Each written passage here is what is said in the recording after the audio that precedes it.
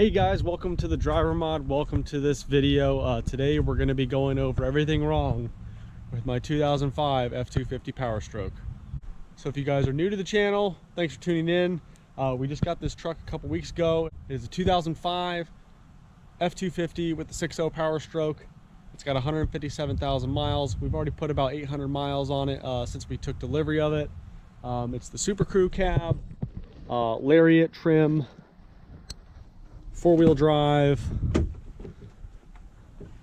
Interior's in really good shape. It does have the bed cover, which has already come in handy. We've already used it to tow a friend's car. As you can see, I've got my Amsoil shelves, table, and tent. Also came with a winch that we have not fortunately had to use yet. So we're just gonna be going over everything wrong with the truck right now. We're gonna start this video off with the interior. Overall, the vehicle is in solid shape. Not too much I can really complain about. Really, the only thing that is wrong in the interior is with the AC evaporator. I need to look into this. I need to see if the system is overcharged, the orifice tube is plugged up, or the cabin air filter, if this even has one. Again, I need to do all this research. The cabin air filter may be plugged up because what's happening is when the AC runs for a while, the evaporator freezes up and you lose all your airflow out of the vents. So that's really all I have to say about the interior. Very clean, great shape. It does have a power switch for the winch system, a auxiliary power switch for the satellite radio that we would need to get a subscription for, and an auxiliary power switch for the fuel pump for the auxiliary fuel tank, because this also has a 60-gallon extended fuel tank that was added onto the vehicle. Everything else with this truck that is not in 100% shape is on the exterior or underside of the vehicle.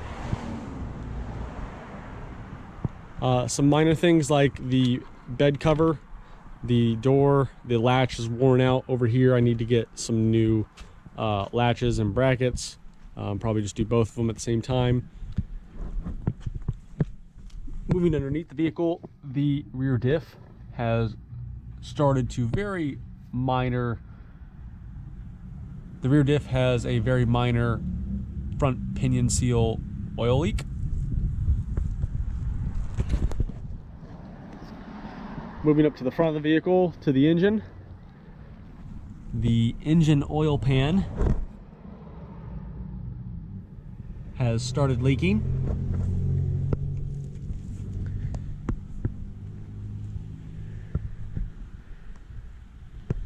And the four-wheel drive, this actuator doesn't engage electronically when you convert it over to four-wheel drive on the interior. So honestly, for a 6.0, it's in really clean shape. Again, 2005, it's had 3 owners and we're at 157,000 miles.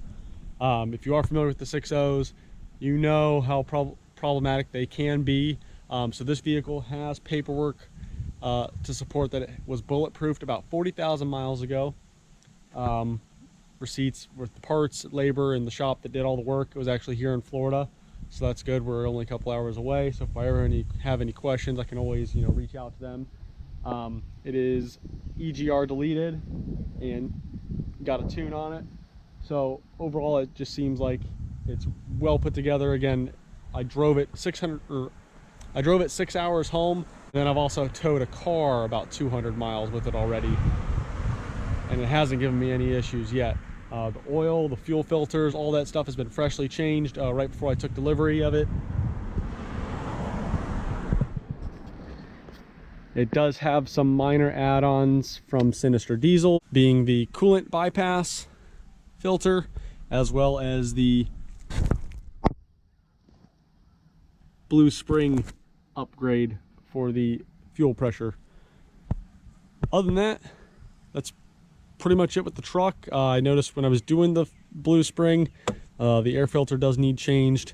The coolant, brake fluid, all that stuff could use changing.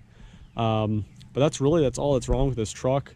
Everything else like I said, is all those little minor small things that, you know, you can live with and something you can expect on a vehicle that's this old. Really didn't think I would ever be in the position to own or want to own one of these trucks, but really couldn't pass it up at the price that it was being sold at. So we also are going to be doing a small mod today, and that's going to be the oil filter cap. Now you might say, well, what's wrong with it? It's not leaking, it's not cracked, there's nothing wrong with it. But this is an aftermarket oil filter cap, and these can cause lots of issues with the high pressure oil system, injectors, and high pressure oil pump in these trucks. And all that stuff is very expensive and labor intensive to do. So we got ourselves a Motorcraft OEM oil filter cap replacement, and it comes with the O-ring. Here's the part number right here, EC-781-1X, and we're going to install that today. Now this first step, you're going to take the socket or whatever adapter you need to release the oil filter cap that you currently have, if it's not an OEM one, and you're going to break it free. In this case, we have a 36mm socket. So just slowly back the filter off until you can see the O-ring. Give it a couple seconds. Let some of that residual oil drain back as much as possible, and then just slowly back it off. Once you get it to this point, you can back it off by hand. Ideally, we would be doing this if the truck needed an oil change, but again, the oil was just changed. Now it would be about 1,500 miles ago. So we're just gonna replace the cap at this time. You see the O-ring and oil filter cap, and you can see the difference in the caps. So it actually looks like the socket is the same size for this cap with the aftermarket one. But just gonna go ahead and install our O-ring into the top groove here on the filter cap and set that to the side. Next, you're going to grab a shop towel, finish backing off the filter, and pull the entire cap with the filter out. This is the filter that was in there. Honestly, it's not a Motorcraft filter, so I don't like that either. So we're gonna go ahead and replace the filter. Now here's just a comparison of the two caps. Here's our new Motorcraft OEM filter cap. As you can see, it's not as tall as the aftermarket one. This one looks to be from Napa. So we're gonna go ahead and install our new oil filter. All right, so we got our brand new Motorcraft oil filter. The part number is FL-2016. Again, guys, for all the Ford diesels, you want to stick to the Motorcraft parts. Too many issues arise from using aftermarket parts or low quality aftermarket parts. So if you can, stick to the Motorcraft parts when it comes to the oiling system as far as parts go. Oils and lubricants, that's a different story. There are better lubricants out there than the Motorcraft specified oil. So we're gonna go ahead and install this in our new cap. Filter is gonna look like this. It's gonna have a piece at the top that sticks out, and then the cavity. This piece actually goes inside the recessed area in the cap. It should easily snap in place just like that. Just gonna apply a light coat of oil to our new O-ring.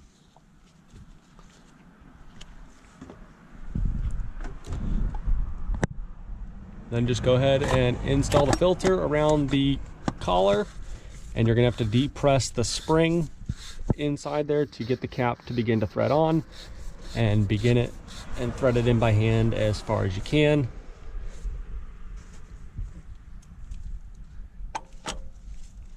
Once you can't get it in by hand anymore, finish it off with your 36mm socket. Once it gets tight, go ahead and just give it another, like, about 1/8 of a turn, and you're good. Now we're gonna go ahead and start it up to check for leaks.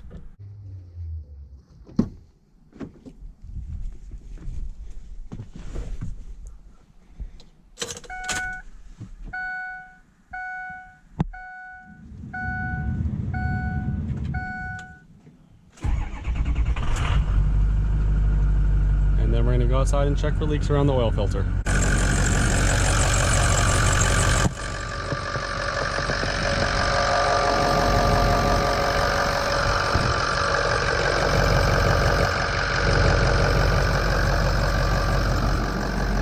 No leaks around the filter.